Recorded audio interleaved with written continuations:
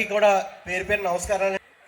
నేను ఈ రోజున యానంలో ఉన్నటువంటి పరిస్థితుల గురించి సంపూర్ణంగా ఒక క్లాస్ చెప్పినట్టు మాట్లాడాలంటే కనుక మల్లాడి కృష్ణారావు గారికి కూడా అవకాశం రాదు.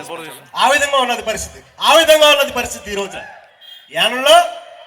ఈ రోజున యానం సమస్తం మొత్తానికి కూడా ఇలాంటి మీటింగు అధికారంలో ఉన్నవాళ్ళు సహజంగా ప్రతిపక్షంలో చూసి ఆ పార్టీలోకి వెళ్ళాలా, అమ్మో వెళ్తే ఎమ్మెల్యే కానీ వాళ్ళ తాలూకోలు కానీ ఏమనుకుంటారో అనేటటువంటి భయం అధికారం పక్షంలో ఉన్న చూసి కలుగుతుంది జనరల్గా సహజంగా ప్రజలకి. కానీ వాళ్ళు రండ్రా బాబు ఆ పక్క నుంచి రండి ఈ పక్క నుంచి రండి అంటే పట్టుమని 300 మంది కూడా మీరు నిజంగా ఫోటోల్లో చూస్తే లెక్క పెట్టేయచ్చండి. వీళ్ళతో ప్రతి వరుసలో కూడా 11 మంది చొప్పున 25 వరుసలు దగ్గర ఉన్నారు అందరూ కలిపి. మరి మనకి ఈరోజు ఇంకా మీటింగ్ మొదలవక ముందే మాలాంటి వాళ్ళు చిన్న వాళ్ళు మాట్లాడుతూ ఉంటే ఒక భారీ బహిరంగ సభ వాతావరణం నాకు ఇక్కడ కనబడతా ఉంది. కారణం ఏంటి? జరిగినటువంటి పరిపాలన మాకు నచ్చలేదు అని చెప్పి ఘంటాపదంగా ఇక్కడ నుంచి యానం ప్రజలందరూ కూడా ఆ గార్డెన్లో ఉన్నటువంటి వ్యక్తులకి చెప్తా ఉన్నారు. అది వాళ్ళకి తెలుసు. ఈ రోజున నాకు వ్యక్తిగతంగా కాంగ్రెస్ పార్టీ అంటే ఇష్టం. నాకు వ్యక్తిగతంగా పోయిన ఎన్నికల్లో కూడా కాంగ్రెస్ పార్టీకి చేయడం జరిగింది. కానీ ఈ రోజున కాంగ్రెస్ పార్టీ దుస్థితి, మొన్న మా హోటల్లోకి వచ్చినప్పుడు వైద్యలింగ గారిని ప్రత్యక్షంగా అడిగాం, ఏమంటే సీట్ ఎవరికి అంటే అశోక్ గారికి ససేమిరా అని చెప్పేసి అన్నారు. మరి ఆ పార్టీ కోసం చాలా కష్టపడ్డారు. మనం ప్రతి ఒక్కరిని కూడా అభినందించాలి. కష్టపడి 3-4 సంవత్సరాలు ఆయన వేసినటువంటి పార్టీ పేరు పలకడానికి కూడా మరి ధైర్యం రాలేదా, సరిపోలేదా అని చెప్పేసి నాకు అర్థం కాలేదు. ఒకటి ఇండిపెండెంట్ గాని, 2 ఐఎన్సీ కాంగ్రెస్, అదే పూర్తిగా కనీసం ఇండియన్ నేషనల్ కాంగ్రెస్ అని చెప్పేటటువంటి ధైర్యం కూడా ఈ రోజున కొల్లపల్లి అశోక్ గారికి లేకపోయిందా? మీరు ఇచ్చినటువంటి 4 పేజీల మేనిఫెస్టోలో ఏమేం చెప్పారండి? భ్రష్టు పట్టిపోయినటువంటి విద్యనంట సమూలంగా మార్పు చేస్తారట. మరి ఆడవాళ్ళందరికీ చేతుల్లో పడుతుంది కాబట్టి వాషింగ్ మెషిన్ అంట. ఇంకా ఈ రోజు ప్రభుత్వం ఇచ్చినా ఇవ్వకపోయినా 4 ఎకరాలు లేదంటే 10 ఎకరాలు ఆ స్థలం అంతా కూడా నేను నా సొంత డబ్బులతో కొనేసి ఈ రోజున మీ అందరికి కూడా పంచిపెట్టేస్తా అన్నాడు. మరి వాటికి సమాధానం చెప్పకుండా అయ్యా ఇది నీ మాటలే, అశోక్ గారు అన్న మాటలే, నేను ఎవరికి కూడా పట్టాలు ఇవ్వకుండా వచ్చే ఎన్నికలకు వెళ్ళను అని చెప్పారా లేదా? మీరందరూ చెప్పండి అమ్మా. ఈరోజు చెప్పాను ఆ వ్యక్తి, మరి చెప్పకుండా వెళ్ళిపోయి ఇండిపెండెంట్ గా ఒకటి, కాంగ్రెస్ పార్టీ నుంచి ఒకటి. ఇప్పటికీ కాంగ్రెస్ పార్టీ వాళ్ళు తేల్చుకోలేకపోతున్నారు. సపోర్ట్ చేయనా వద్దా ఏంటనేది.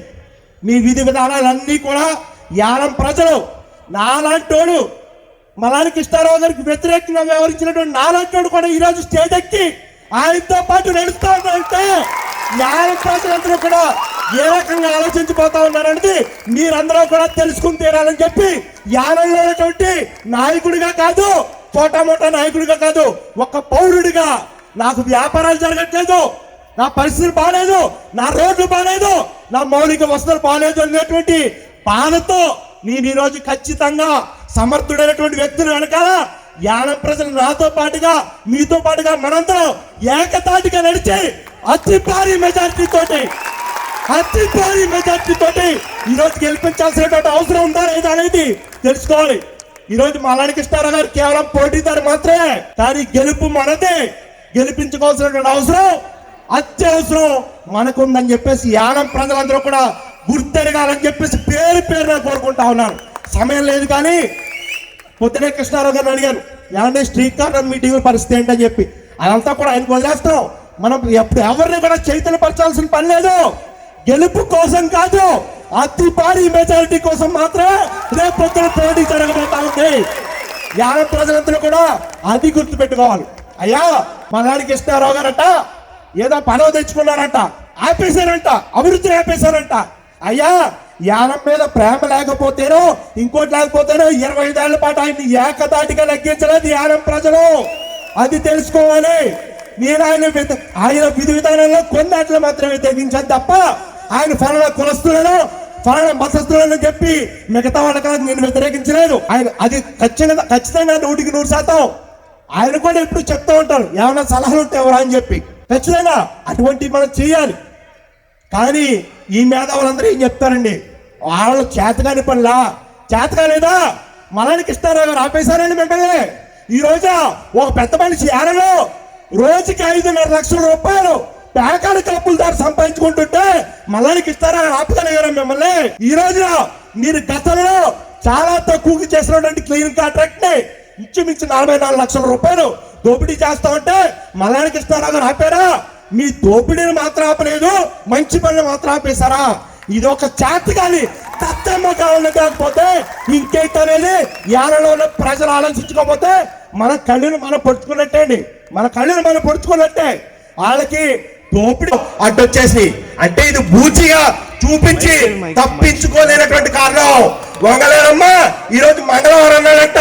అటువంటి కబుర్లు చెప్పేటటువంటి మీరు రేపు పొద్దున ఏం చేస్తారా బాబు? గెలిచి సుదీర్ఘకాలం 30 ఏళ్ల పాటు ఇంకా కొంతమంది అంటారు తండ్రి ఆశయాలు కులం గెలవని చెప్పి ఈ రోజున అదే కులానికి ఈ రోజున మీరు ఏమేం చేశారో మీకు కట్టుకున్నటువంటి కళ్యాణ మండపాలకి ఎన్ని లక్షల రూపాయలు ఉదారంగా ఇచ్చారో అది అందరికీ కూడా పేరు పేరుగా తెలియజేయగలిగితే మరి నిజంగా మిమ్మల్ని గెలిపించవచ్చు. కానీ ఈ రోజున గమ్ము నిండిపోతాం. ఈ రోజు యానంలో మల్లయ్య కృష్ణారావు గారితో ఆయన తరఫున ఛాలెంజ్ చేస్తున్నారు. మీరు 5 ఏళ్ళలో ఏమేమి అభివృద్ధి చేశారో రేపు సాయంత్రానికి కల్లా ఎల్లుండి సాయంత్రానికి కల్లా పెడతాం ఒక మీటింగ్ ఇదే స్టేజ్ మీద. మీరు 5 ఏళ్ళలో ఏమేమి చేశారో స్పష్టంగా చెప్పాలంటే ఏమేమి పీకారు అనేది ఎక్కడ మీటింగ్ పెట్టుకుందాం. మీకు తమ్ము ధైర్యం ఉంటే నేను మాట్లాడతా, మీరు మైక్ తీసుకుని అయ్యా నేను ఇది చేశాను అది చేశాను అని చెప్పేటువంటి ధైర్యం ఉంటే మీరు ఎక్కడికి వెళ్ళండి అబ్బా. ఇంకా టైం లేదు. ఈ రోజున స్పష్టంగా చెప్తున్నాను. ఇందాక చిన్న జోక్ కాదండి, ఇది నిజంగా చెప్తున్నాను. నా ఫోన్ లో ఉంది ఆ కాన్వర్సేషన్ అంతా. ఒక యువకుడు మీరు అశోక్ గారు కలిస్తే చాలా మంచి వ్యక్తి, నాకు తెలిసిన వ్యక్తి. మీరు అశోక్ గారు కలిస్తే మల్లయ్య కృష్ణారావు గారు ఓడించేయచ్చు అన్నారు. ఎందుకు ఓడించాలో ఆయనకి తెలియదు, క్లారిటీ లేదు. కులం బట్టా ఇంకోటా అనేది నాకు అనవసరం. కొంతసేపటి తర్వాత నా వాట్సాప్ లో స్టేటస్ పెడుతున్నాను, ఎవరు చూసే ఉంటారు నా కాంటాక్ట్ లో ఉన్నవాళ్ళు. ఈ రోజున యానంలో 6000 నుంచి అయ్యా పద్దు గారు నీకు యానంలో గెలవలేదు ఎవరు తెలుసు, కానీ 6000 12,000 ఉంటుందండి 3000తో గెలుస్తారన్నాడు. కానీ 3000 కాదండి అంటే మీరు గెలుస్తారని ఆయన ఒప్పుకున్నాడు. ఆ వ్యక్తి కూడా ఎంకేఆర్ అని చెప్పన్నాడు.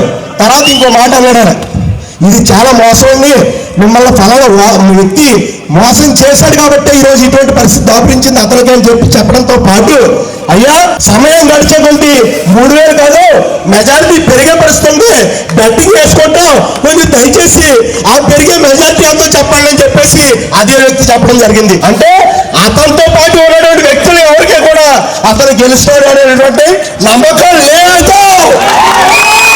అది ఇది చాలా చిన్న మీటింగ్ అండి. మనం వెళ్ళే కొద్ది గ్రామాల్లో ఎంతెంత ఒట్టునంత అన్నట్టు ఉద్వేగంగా చాలా ఉద్వేగభరితంగా జనాలు తప్పంతట తప్పొచ్చి గుద్దేటటువంటి ఓట్లకి 2011లో ఏ రకంగా మెజారిటీ వచ్చిందో అంతకు మించినటువంటి మెజారిటీని ఈరోజు మల్లయ్య కృష్ణారావు గారు సాధించబోతారు. ఇదే చాటి చెప్పండి. ఇంకా చాలా మాట్లాడచ్చండి. మరి చాలా మంది వక్తులు ఉన్నారు, చాలా విశదీకరించి చెప్పగలను జరిగినటువంటి అన్యాయాలు. వ్యక్తుల్ని గెలిచిన వెంటనే మరి తమకి చిన్న వాయిస్ అలా అనుకుంటే మల్లయ్య కృష్ణారావు గారు మనుషులను చాలా సార్లు కొట్టారు నేను మాట్లాడిన మాటలు. కానీ ఒక వ్యక్తిని ఎరలో చిన్న వాయిస్ మెసేజ్ పెట్టారని చెప్పేసి పట్టణాడు తీసుకొట్టి బండి తోపుడు మీద ఊరేగించుకుంటా పోలీస్ స్టేషన్ తీసుకెళ్లి ఈ రోజు చేసినటువంటి రౌడీ రాజకీయం యానం ప్రజలకు అవసరమా కాదా అనేది యానం ప్రజలకు మనందరం ఖచ్చితంగా ఆలోచించాలి. స్వేచ్ఛ ఉండాలి, మాట్లాడే హక్కు ఉండాలి, పనులు చేయించుకునే హక్కు ఉండాలి. అంతేకాని మనకి వ్యతిరేకంగా చిన్న మాట మాట్లాడితే తట్టుకోలేక కొట్టేసేటటువంటి అది కూడా చాలా పెద్ద వ్యక్తులండి, చాలా పెద్ద వ్యక్తిని. అటువంటి పరిస్థితులు మనకి రాబో. మల్లయ్య కృష్ణారావు గారి విజయాన్ని ఎవరు ఆపేటటువంటి పరిస్థితి లేదు. ఖచ్చితంగా మల్లయ్య కృష్ణారావు గారికి ముందస్తు శుభాకాంక్షలు తెలియజేసుకుంటూ నాకు ఈ అవకాశాన్ని ఇచ్చినటువంటి మీ అందరికీ కూడా కృతజ్ఞతలు తెలియజేసుకుంటూ సెలవు తీసుకున్నాను. జై హింద్.